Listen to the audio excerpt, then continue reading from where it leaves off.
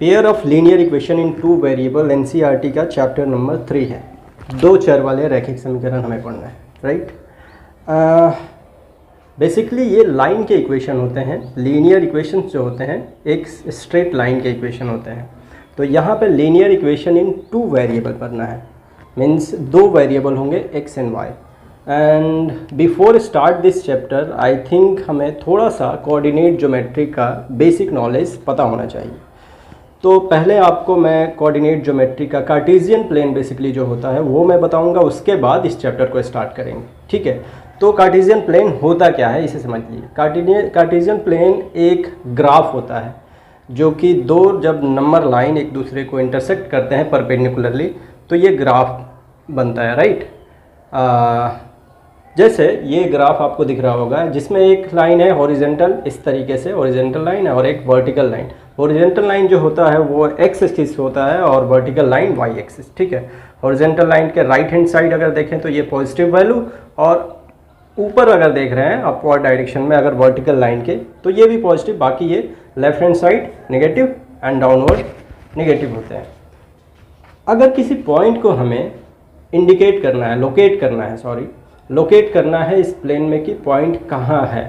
Suppose हमारे पास ये एक पॉइंट है, ये पॉइंट, इस पॉइंट के पास हमें जाना है तो ओरिजिन से हम बेसिकली जाते हैं। और ये मैं बता दूं कि ये दोनों लाइन एक्स एक्सिस और वाई एक्सिस जहाँ पे कट करते हैं इस पॉइंट को ओरिजिन कहते हैं। इसका कोऑर्डिनेट होता है 0,0। तो इस पॉइंट के पास जाने के लिए बहुत सारे रास्ते हैं, हम कहीं से भी जा सकते हैं, ठीक है ना। लेकिन एक मैथमेटिक्स में तरीका होता है कि पहले एक्स एक्सिस को देखेंगे फिर वाई एक्सिस को, ठीक है ना। मतलब इस पॉइंट के पास जाने के लिए ओरिजिन से एक्स पे चलेंगे कितने यूनिट है, फिर उसके बाद जस्ट परपेंडिकुलर वाई पे चलेंगे, उस पॉइंट तक पहुंच जाएंगे। तो एक्स यूनिट पे जो डिस्टेंस है वो बेसिकली वाई एक्सिस से उतना डिस्टेंस है, ठीक है ना। सपोज इस पॉइंट का कोऑर्डिनेट अगर देखें ये कहाँ पे है, तो एक्स एक्सिस से हम चल रहे हैं 4 यूनिट, ठीक है। उसके बाद 3 यूनिट अपवर्ड डायरेक्शन में, तो इसका कोऑर्डिनेट जो होगा बेसिकली 4,3, ठीक है ना। उसी तरीके से एक दूसरा पॉइंट है, इस पॉइंट का कोऑर्डिनेट अगर देखें तो 4,4 है, ठीक है ना। तो 4,4 अगर देखें तो ये एक्स एक्सिस से 4 डिस्टेंस पे चलेंगे, अपवर्ड भी 4 चलेंगे तो ये पॉइंट मिल जाएगा। तो गौर से देखिए ये पॉइंट जो है दूसरे पहले पॉइंट से के जस्ट ऊपर है, ठीक है ना। तीसरा अगर पॉइंट ले ले 4,-2 तो ये पॉइंट जो होगा नीचे आ जाएगा, एक्स एक्सिस के नीचे, क्योंकि वाई कोऑर्डिनेट जो है ये नेगेटिव वैल्यू आ गए, ठीक है ना। तो अगर इन तीनों पॉइंट को हम गौर से देखें तो एक स्ट्रेट लाइन में ही है, क्योंकि एक्स एक्सिस सेम है, एक्स का एक्सिस का वैल्यू जो है सेम है, वाई चेंज हो रहा है, ठीक है ना। तो इस ऑब्जर्वेशन से हम कह सकते हैं कि अगर एक्स फिक्स हो, ठीक है ना, अगर एक्स फिक्स है और वाई चेंज हो रहा है तो वो जो भी लाइन होगा वो वाई एक्सिस के पैरेलल होगा, वाई एक्सिस के पैरेलल। तो सिंपल सा है, अगर एक्स फिक्स है और वाई चेंज हो रहा है तो वाई एक्सिस के पैरेलल। उसी तरीके से अगर वाई फिक्स है और एक्स चेंज हो रहा है तो एक्स एक्सिस के पैरेलल लाइन होगा, ठीक है। जैसे अगर मैं क्वेश्चन कहूँ कि अगर कोई x = 2 है, y गिवन नहीं है, x = 2 गिवन है, सिंपल। तो यहाँ पे y कुछ भी हो सकता है, 0, 1, 2, 3, 4 कुछ भी हो सकता है। जैसे ये कुछ पॉइंट्स हम ड्रॉ कर सकते हैं, इसमें y चेंज हो रहा है, ठीक है। तो यहाँ पे हमारा एक लाइन जो मिलेगा वो y एक्सिस के पैरेलल है, ठीक है, 2 यूनिट पे, y एक्सिस से 2 यूनिट पे ये लाइन पैरेलल होगा, क्योंकि ये फिक्स ही नहीं है y कहाँ पे होगा। उसी तरीके से ये x एक्सिस के साथ है, अगर y = 2 है तो जस्ट x एक्सिस के पैरेलल 2 यूनिट पे ऊपर ड्रॉ होगा, ठीक है। तो ये कुछ बेसिक पॉइंट, जैसे कि मेरे पास कुछ बेसिक इम्पॉर्टेंट रिजल्ट है बेसिकली कोऑर्डिनेट ज्योमेट्री के। कोऑर्डिनेट ऑफ ओरिजिन 0, 0 होता है, ठीक है। Coordinate of point on x axis, अगर एक्स एक्सिस पे कोई पॉइंट देख रहे हैं तो एक्स का वैल्यू होगा वाई 0 होगा, ठीक है ना। एक्स का वैल्यू होगा वाई 0 होगा, क्योंकि एक्स पे तो वाई 0 ही होगा। उसी तरीके से वाई पे अगर कोई पॉइंट है तो वाई पे वाई वैल्यू होगा लेकिन एक्स 0 होगा, ठीक है ना। तो x पे x वैल्यू होगा, y पे y का वैल्यू होगा, और y पे x 0 और x पे y 0 होगा, ठीक है। अगर मैं कहूँ अलाइन x = 0 तो अलाइन एक्स इक्वल टू 0 जो होता है basically, a line X equal to 0 is the Y axis. Obviously अगर एक्स इक्वल टू 0 है तो वाई पे ही तो होगा, सिंपल। उसी तरीके से वाई इक्वल टू 0 तो ये कोई लाइन जो होगा वो एक्स एक्सिस पे होगा, वो एक्स एक्सिस ही है, ठीक है ना। एक्स इक्वल टू 0 मतलब वाई एक्सिस की बात हो रही है, और वाई इक्वल टू 0 मतलब एक्स एक्सिस की बात हो रही है, ठीक है। A line X equal to A, a line X equal to A is the line parallel to Y axis. X given है ए यूनिट का, वो पैरेलल होगा वाई के, और कितना, parallel to Y axis at a distance from it, at a distance from it, मतलब A दूरी पे वो पैरेलल होगा, क्योंकि ए तो फिक्स नहीं है ना। उसी तरीके से line Y equal to B is the line parallel to X axis at a distance B from it, किससे, पैरेलल टू वाई एक्सिस। अगर पैरेलल टू एक्स एक्सिस हो रहा है तो एक्स एक्सिस से बी यूनिट का डिस्टेंस पे वो होगा, या तो निगेटिव होगा या पॉजिटिव होगा, ठीक है। अगर बी निगेटिव है तो नीचे आएगा, बी पॉजिटिव है तो ऊपर हो, ठीक है। तो ये कुछ इंपॉर्टेंट रिजल्ट हैं। अब स्टार्ट करते हैं linear pair of linear equations in two variables, दो चर वाले रैखिक समीकरण।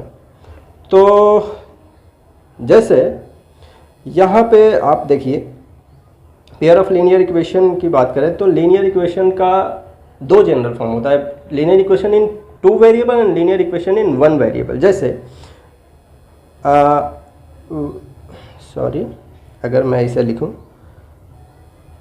ए एक्स प्लस बी, ये A X plus B linear equation in one variable है। क्यों, इक्वेशन अगर कह रहा हूँ तो यहाँ 0 के बराबर कर देता हूँ, ठीक है ना। लीनियर इक्वेशन, एक्स यहाँ वेरिएबल है, ठीक है ना, और a coefficient of x, b is the coefficient of x to the power 0, मतलब कांस्टेंट टर्म है। x टू द पावर 0 जो होता है 1 होता है, मतलब यहाँ पे अगर मल्टीप्लाई मैं कर दूँ, किसी दूसरे कलर से मैं कर देता हूँ, ठीक है। x टू द पावर अगर 0 मल्टीप्लाई है तो ये तो 1 ही होता है, तो b कांस्टेंट है। और linear equation in two form का जनरल फॉर्म जो होता है मैं यहाँ पे लिख देता हूँ, ठीक है। A X plus B Y plus C is equal to 0, जिसमें यहाँ पे ए जो है कोफिशिएंट ऑफ एक्स और बी जो है coefficient of Y, C is the constant term, ठीक है ना। और एक्स एक वेरिएबल, दूसरा वेरिएबल वाई है, ठीक है ना, जिसमें A B C real number होते हैं, और ये दोनों a and b is not equal to 0 होता है। अगर a b अगर 0 हो जाए, a या b कोई 0 हो जाए तो एक ही वेरिएबल होंगे ना, वही वाले टर्म 0, तो ये दोनों 0 नहीं होने चाहिए। c अगर 0 हो रहा है कोई बात नहीं, इसको ऐसे लिखते हैं s square a square plus b square is not equal to 0। ये हमारा जनरल फॉर्म है linear equation in two variable के। यहाँ पे तो हमें पेयर्स पढ़ने हैं ना, दो पेयर्स पढ़ने हैं बेसिकली लाइन के। तो दो लाइन है तो हम कुछ इस तरीके से लिख लेते हैं। पहले लाइन को थोड़ा सा मैं इसका साइज चेंज कर लेता हूँ, ठीक है। जैसे a1x plus b1y plus c1 is equal to 0, एक लाइन हमारा हो गया। दूसरे लाइन को 2 से हम रिप्रेजेंट करेंगे, ठीक है ना। दूसरे लाइन को 2 से रिप्रेजेंट कर रहे हैं। दूसरे लाइन को कलर में चेंज कर रहा हूँ, a2x plus b2y plus c2 is equal to 0। ये दूसरा लाइन है हमारा, ठीक है ना, कोई दिक्कत, ओके, ठीक। अब यहाँ पे ये दोनों लाइन या तो इंटरसेक्ट करेंगे, तो एक पॉइंट पे इसका सॉल्यूशन मिलेगा। मतलब एक इस पॉइंट पे x और y का वो वैल्यू होगा जिस पे दोनों इक्वेशन को ये सेटिस्फाइड करेगा, ठीक है ना। या ये दोनों लाइन पैरेलल होगा। पैरेलल का मतलब ये दोनों लाइन कभी एक दूसरे को इंटरसेक्ट नहीं करेंगे, एक दूसरे के बीच में जो डिस्टेंस है ये हमेशा बराबर हो। या तीसरा कंडीशन है कि दोनों लाइन एक दूसरे के ऊपर ही होंगे, ठीक है ना, मतलब कॉन्स्टेंट कॉन्ग्रुएंट, ठीक है ना, ठीक है, एक दूसरे के ऊपर होंगे। तो यहाँ पे इनफाइनाइटली मैनी सॉल्यूशन होंगे। तो दो सिचुएशन है, फर्स्ट सिचुएशन में और लास्ट थर्ड सिचुएशन में सॉल्यूशन मिलेंगे, तीसरे में नहीं होंगे, सॉरी दूसरे में सॉल्यूशन नहीं होंगे। तो इस यही है बस इस चैप्टर में, इससे ज़्यादा नहीं है। बस इतना ही है कि 3 सिचुएशंस को देखना है, या तो लाइन इंटरसेक्ट करेंगे, या पैरेलल होंगे, या एक दूसरे के ऊपर होंगे, ठीक है। तो एनसीईआरटी का एक बेसिकली टेबल है, उसी से ही इस सारे पॉइंट को हम समझ लेते हैं, ठीक है। जैसे ये हमारा कंडीशन है जिसमें 2 लाइन है, तीनों सिचुएशन है, इंटरसेक्ट कर रहे हैं, और ये पैरेलल है, ये कॉन्सिडेंट है, ठीक है ना, एक दूसरे के ऊपर है। लाइन तो आई थिंक कि लाइन कैसे ड्रॉ करते हैं लीनियर इक्वेशन इन 2 वेरिएबल्स के, तो वो आई होप कि आपको पता होगा। नहीं पता है तो मैं यहाँ पे इस एग्जांपल के थ्रू मैं बता देता हूँ। जैसे कि हमारे पास ये इक्वेशन है, इस इक्वेशन में y = 1/2x है, ठीक है। तो इसको कुछ सिंप्लीफाई करेंगे तो हमें ये फॉर्म मिल जाएगा, ठीक है ना। x - 2y, 2 को दूसरे तरफ ले जाएंगे, x - 2y = 0। ये हमारा टेबल बन रहा है। तो हम टेबल बनाते हैं, एक लाइन ड्रॉ करने के लिए सिर्फ 2 पॉइंट चाहिए होता है। 2 पॉइंट हमें मिल गए, दोनों को ज्वाइन कर देते हैं, लाइन मिल गया। तो सिर्फ समझने के लिए यही पॉइंट देंगे, x यहाँ पे ले लिया, और y = ये जो हमारा y = x/2 है। x को अपने मन से हम रखेंगे, कोई भी वैल्यू, लेकिन इस तरीके से रखेंगे कि हमारे ग्राफ पे जो भी वैल्यू है ज़्यादा ना है। जैसे कि अगर 0 रख रहा हूँ x का वैल्यू, तो ये 0 मिलेगा। ये जो ऊपर वाला 0 मैं खुद से एज्यूम किया हूँ यहाँ पे, और अगर 2 एज्यूम कर रहा हूँ x का वैल्यू, तो यहाँ पे 1 मिलेगा। तो 2 कोऑर्डिनेट मिल जाएंगे, मतलब एक 0,0 पॉइंट हमें मिलेंगे कहीं पे, और ग्राफ पे ये पॉइंट हमें मिलेंगे। ये बेसिकली ओरिजिन है। और 2,1 जो है ये ग्राफ पे हमें कहीं मिलेंगे, ठीक है ना। मतलब एक्स एक्सिस के 2 यूनिट चले और वाई एक्सिस पे 1 यूनिट, तो ये पॉइंट मिलेंगे। बस इस लाइन को ये मिला दीजिए तो मिल जाएगा।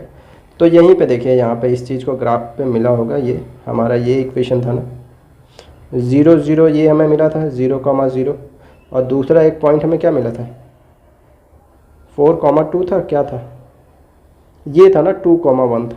तो इसी को तो ये वाला था हमारा दिस वन, ये 2 पॉइंट मिला था, ड्रॉ कर दिए। इसको एरो से दिखाते हैं क्योंकि ये लाइन जो है इन्फिनिटी तक जाएगा, ठीक है ना। चलिए पहले तो हम उस बेसिक जो इस चैप्टर का समरी है पहले उसी को मैं बता देता हूँ, उसके बाद एक्सरसाइज हम करेंगे। Okay, pair of linear equation in 2 variable, हाँ ये है समरी। देखिए एक एक पॉइंट को मैं समझाऊंगा। जैसे पहला condition, intersecting line. Graphical representation में लाइन अगर इंटरसेक्ट करेंगे तो कंडीशंस ये है, मैं यहाँ पे लिख देता हूँ ये फॉर्म, इसे मैं यहाँ पे कुछ इस तरीके से पहले को, सॉरी, ओके, हाँ यहाँ पे मैं ये फॉर्म लिख देता हूँ। जैसे a1x + b1y + c1 = 0, ये पहला इक्वेशन। दूसरा हमारा equation a2x + b2y + c2 = 0। 2 line है हमारे पास, पहला और दूसरा। कोफिशिएंट ऑफ x a1 है, कोफिशिएंट ऑफ y पहले इक्वेशन में b1 और कांस्टेंट टर्म c1। उसी तरीके से कोफिशिएंट ऑफ x दूसरे में a2 b2 एंड c2, ये आपके कांस्टेंट टर्म ये सारे। अब इसके रेशियो के अकॉर्डिंग ही हम डिसाइड करेंगे कि ये लाइन इंटरसेक्ट करेंगे या नहीं। अगर a1/a2, a1 इसका राइट साइड जो है थोड़ा बड़ा में, ठीक है, a1/a2 is not equal to b1/b2 है, तो ये लाइन इंटरसेक्ट करेंगे। जैसे हमारे पास ये 2 लाइन दिए हुए हैं, ठीक है ना, इन दोनों लाइन को मैं यहाँ पे सॉल्व कर रहा हूँ। देखिए x के कोफिशिएंट जो है कुछ नहीं है, तो इसका मतलब 1 है, तो 1। यहाँ दूसरे लाइन में x के कोफिशिएंट 3 है, तो 1/3। और यहाँ अगर देख रहे हैं b1/b2, ये आपके -2/4, तो b1/b2 अगर देखें, ये a1/a2 आपको 1/3, b1/b2 क्या मिलेगा -2/4, जो कि ये दोनों बराबर नहीं है। कह सकते हैं ना, जब बराबर नहीं है यहाँ पे तो ये इंटरसेक्ट करेगा। एग्जैक्टली 1 सॉल्यूशन मिलेंगे, ठीक है ना, एग्जैक्टली 1 सॉल्यूशन ये आपका हो गया। तो 2 लाइन, इसी को मैं समझा रहा हूँ। ओके,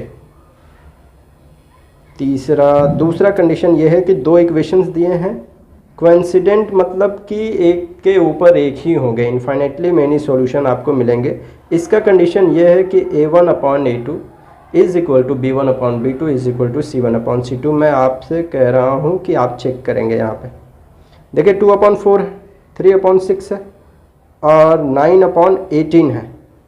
तो 9/18 है, तो इसको कैंसिल आप कर सकते हैं आप चाहें तो। देखिए 2 2 जा 4, तो ये 1/2, 3 2 जा 6, 1/2, 9 2 जा 18, 1/2 सब में आ रहा है, माइनस माइनस कैंसिल।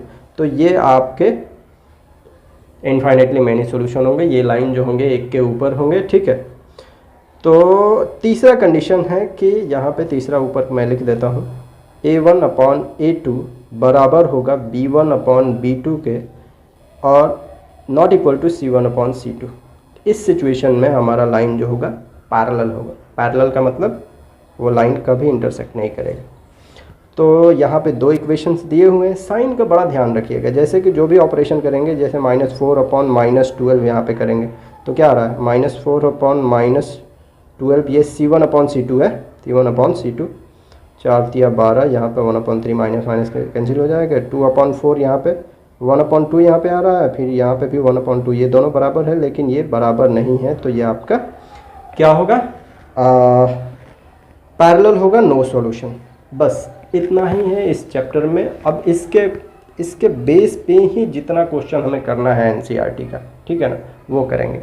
जैसे इसका अगर हम एक्सरसाइज की बात करें, अगर फर्स्ट एक्सरसाइज यहाँ पे देखें, बाकी के जो क्वेश्चन हैं, ठीक है, चलिए, तो इसके एक्सरसाइज को हम नेक्स्ट क्लास में ही कंटिन्यू करेंगे। और अगर आप इस चैनल को सब्सक्राइब नहीं किए हैं तो प्लीज़ इस चैनल को सब्सक्राइब कर लीजिए, क्योंकि जो नेक्स्ट वीडियो आएंगे तो उसका जो नोटिफिकेशन तभी आएगा, ठीक है ना।